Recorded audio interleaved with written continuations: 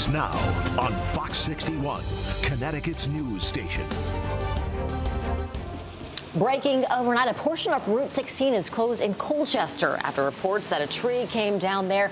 We're getting reports of other trees and power lines that are down throughout the state. Right now, 2,300 Eversource customers statewide in the dark this morning. We're going to get you a live report on what's happening there in Colchester in just 2 minutes.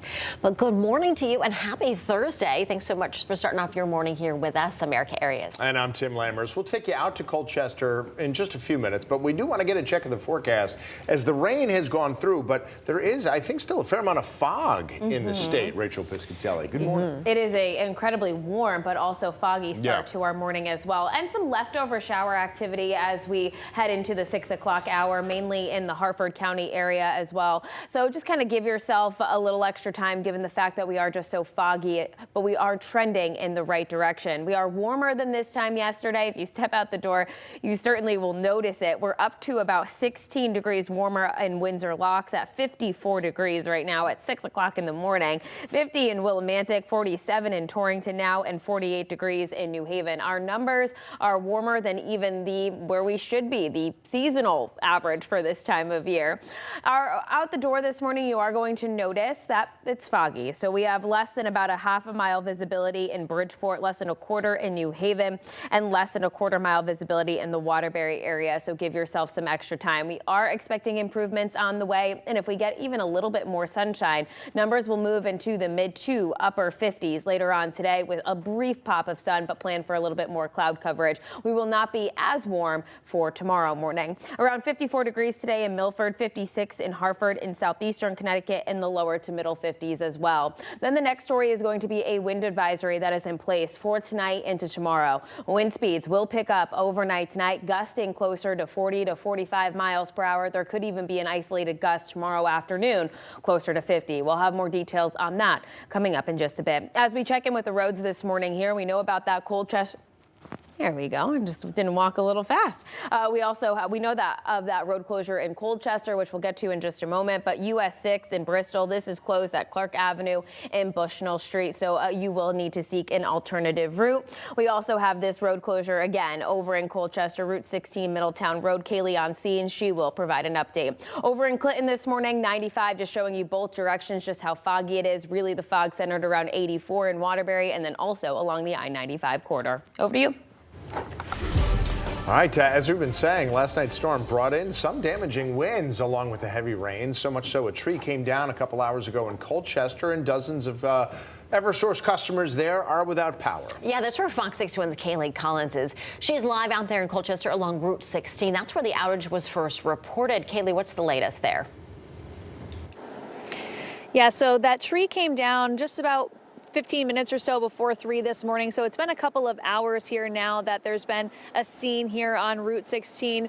Where we are, we're about a half a mile or so from where that outage was reported, or the tree that was down was reported. And we can't really see too much. You can take a look behind me. There are some flares set up in front of a road closure sign, and a lot of these vehicles are being turned around, having to find another way to go this morning as traffic kind of picks up for the morning commute. So at this point, we know in this particular area around Route 16, there are about 55 customers of Eversource who are currently without power, but townwide in Colchester, that number is closer to 155 at this point this morning, and there are outages all over the state as well. Last check, Eversource had reported about 2,500 customers were without power this morning, and some of the other towns here in Connecticut that have been hit hard include Killingly and Bolton, as well as Colchester here.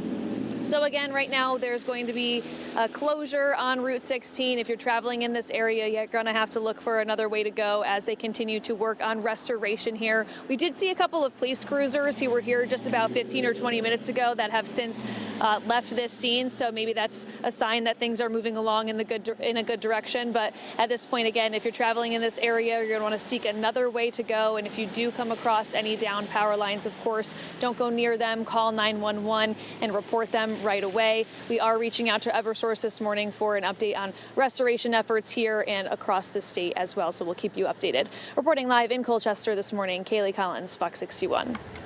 All right, Kaylee, thanks for the update. And of course, we'll check that throughout the morning. Now, we're starting to get more and more reports of trees down from last night's storm. In the northern part of Plainfield, a tree brought down power lines on Pinecrest Drive. This happened just after midnight. A utility pole also snapped further up the road. Firefighters there say that they were able to reopen a portion of the road, but two driveways, well, they're still blocked right now, and power is out throughout Pinecrest Drive. Meantime, crews on the western side of the state over in West Reading, well, they were busy after power lines fell in the road there. Firefighters say this happened on Limekiln Road. This was overnight, and the road there is still closed. The Office of the Child Advocate has accused the state's Department of Children and Families of not protecting a girl from sexual abuse. Last year, the office said a woman reported being sexually assaulted repeatedly by her guardian back when she was 12 years old. The woman said she even became pregnant. Now, her guardians, Roger and Darlene Berriot, were both arrested last year. The office found that despite numerous reports, the pregnancy and text messages, DCF didn't contact the police to alert them of sexual abuse allegations. The guardian, by the way, was appointed by the probate court. The officer's report also claims that some assessments DCF submitted to the court wound up leaving out important information. We've reached out to DCF to get its response to this new report, and of course, we'll keep you updated once we get that response. All right, we're hearing from concerned parents in Bristol. Police say a high school paraprofessional is accused of possessing child sexual abuse images. Now, that man is behind bars. He no longer works at the school right now, but parents tell Fox 61's Kayla Cade they want to know how he was hired in the first place. Bristol police say 25-year-old Jacob Sinek was in possession of videos depicting minors in sexually explicit conduct. We spoke with some people in the city about the case. They'll do what they can to get him out of there and just put people there that are actually there for the children. Keith Williams says he was shocked to hear what was happening inside his community. It's just it's disturbing in a sense. Jacob Sinek, a paraprofessional at Destinations Academy, was arrested Tuesday on child sex abuse material charges. It's just really disheartening because, you look to our community leaders to really just be a pillar or a beacon of hope, especially for our children, especially in a tumultuous time now. Williams isn't the only one in Bristol who feels this way. Ada Avales says schools should screen people who have to interact with children before they hire them. It's a shame and it's a shocking thing to find out that that was happening in the schools, and I hope it doesn't happen again. I feel bad for that. It's scary to send children out to school. You don't know how your children are protected. They need more safety protection. Bristol police say their investigation started when they received a tip last year. Officers determined that Sinek had videos depicting minors involved in sexually explicit conduct. Police notified school leaders about the case after Sinek was arrested. The school district told parents Sinek was immediately relieved of all duties. The acting superintendent wrote a letter to parents that reads in part, "Clearly, an allegation of this magnitude is incredibly disturbing and causes concerns about the safety of the children in our school community. Bristol community members should be reassured that the safety of children is the district's foremost concern. The Bristol Board of Education has adopted robust policies and procedures to promote the safety and well-being of all our children." Williams says he doesn't know if anything like this happened in our community before, but is aware of it happening in other communities. He says something needs to be done. I think we have to do better as a community, as a species, as the human race, to really vet who is most appropriate to help in raising our children and raising our future. Sinek is held on a $200,000 bond. He is charged with possession of child sexual abuse material in the first degree. In Bristol, Kayla Cade, Fox 61. Kayla, thank you. Well, how about this? A Connecticut cold case was solved after a quarter of a century. DNA evidence confirmed that a woman who's living in Mexico was kidnapped from New Haven in 1999. Fox 61's Bridget Bureau explains what happened that led to the break in this case. Behind Behind me is a picture of what Andrea Michelle Reyes looked like when she was just 23 months old. Police say her mother, who did not have custody, broke into her father's home and took her. 25 years later, New Haven police say a forensic lab in Texas finally cracked this case.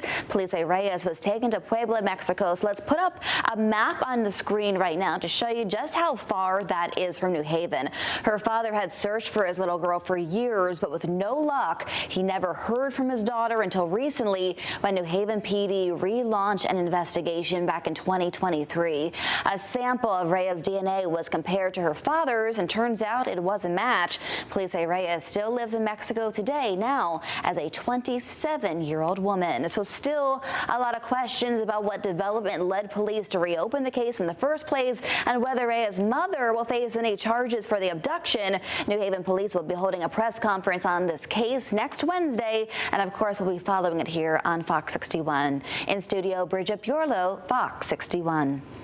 Bridget, thank you. This just in, both Bolton High School and all Cheshire Public Schools will be opening 2 hours late today. We don't know why, but we've been talking about power outages through Eversource, and sure enough, both Cheshire High School and Bolton High School have a power outage that has been reported very close to the school grounds. In the case of Cheshire High School, it's right across the street, so we're guessing that has something to do with it, but we have not gotten any official confirmation. But again, Bolton High School and all Cheshire Public Schools will be opening 2 hours late today.